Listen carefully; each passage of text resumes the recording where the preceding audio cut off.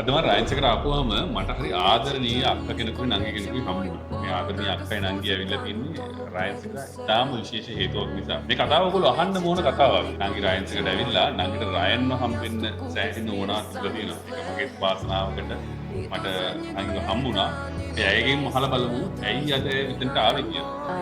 ඇත්තට මුලින්ම කියන්න ඕනේ මිස්ටර් රයන් හරිම සතුටුයි රයන්ස් රෙස්ටොරන්ට් එකට ආපු එක ගැන. ඇත්තට මම එන්නේ අපේක්ෂා රෝහලේ ඉඳන් මගේ ජීවිතේ යම් දෙයක් ඇති නිසා අද යම් රිපෝට්ස් වගේක් ගත්තා අපේක්ෂා රෝහලේ.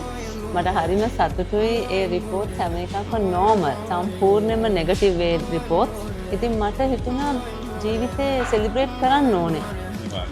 ජීවිතේ සෙලිබ්‍රේට් කරන්නම ඕනේ අපි ජීවිතේ ජීවත් වෙනකොට. එතකොට ඒකට දැනෙච්ච තැන තමයි අවංකවම රයන්ස් රෙස්ටොරන්ට් එක. රයන්ස් රෙස්ටොරන්ට් එක මිස්ටර් රයන්ගේ ජීවිත කතාව අපිට ජීවිතේ දැනුණා මිස්ටර් රයන්.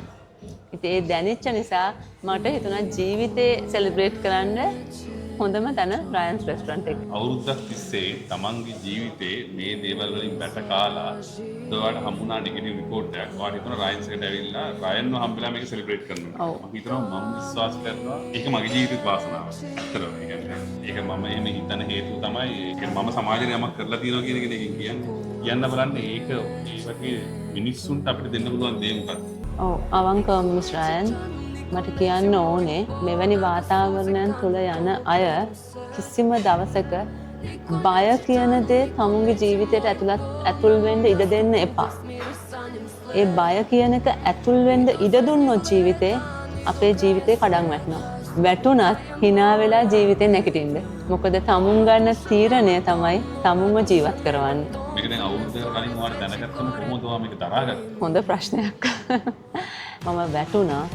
නමුත් මම මේ වැටිච්ච තැන හිටියේ නැහැ මිස්ටර් රයන්. මම ආපහු නැගිට්ටා. මම නැගිටලා hina වෙලා ජීවිතේ ඉස්සරහට ආවා. මට දරුවෝ දෙන්නෙක් ඉන්නවා. මගේ මහත්තයා අවංකවම හරිම හොඳ කෙනෙක්. හරිම ආදරණීය ස්වාමි පුරුෂයෙක් මට ඉන්නේ. මගේ දරුවෝ දෙන්නත් ඒ වගේමයි. හැබැයි කිසි දවසක මේ සිද්ධිය නිසා මම ඒගොල්ලන්ක එක්ක සතුටෙන් ජීවත් වෙන දවස් නැතර කරේ නෑ. ඒ කියන්නේ මම මේක අමතක කරා. ප්‍රොසෙස් එකේ ගියා. කරන්න ඕන ට්‍රීට්මන්ට්ස් ටික මම කරා. හැබැයි මම ඒ මත ජීවත් වුන්නේ නෑ. මං ඒක අභිබවා ඉස්සරහට ගියා. ප්‍රොසෙස් එක තිබ්බා. දැන් මේ කොණ්ඩේ ඩිසයින් එක උනත් මට ඕනේ නෑ. ෆැෂන් එකක් විදිහට මං ගත්තා. මං කවදාවත් ඒක නිසා නැවතිලා මම ඒක ගැන හිතුවේ නෑ. මං ජීවිතේ ඇයි මෙහෙම වුනේ? ඇයි වැටුනේ? මොකක්ද මේ මට එකපාරටම උනේ කියන ප්‍රශ්න මං ජීවිතේ නතර වුනේ නෑ. හරි. ඒක තියනවා. මගේ ගමන මම යනවා. මං ඒක අනිත් පැත්තට හැදුවා. එතකොට මගේ වචන මම කතා කරපු වචන මගේ ජීවිතේට පෙරලා සාධාරණීය ඉෂ්ට කරා. අද මම back to normal and I'm so happy that I'm back to normal. Mister රයන්ගේ කතාව වෙන්නේ අපි මොටිවේට් වුණානේ. ඒතර අපි ඇත්තටම ස්තුතිවන්ත වෙනවා මෙවැනි පුද්ගලයෝ අපේ සමාජයේ ඉන්න එක ගැන. So proud of you. Good luck. Thank you very much Mr. Ryan.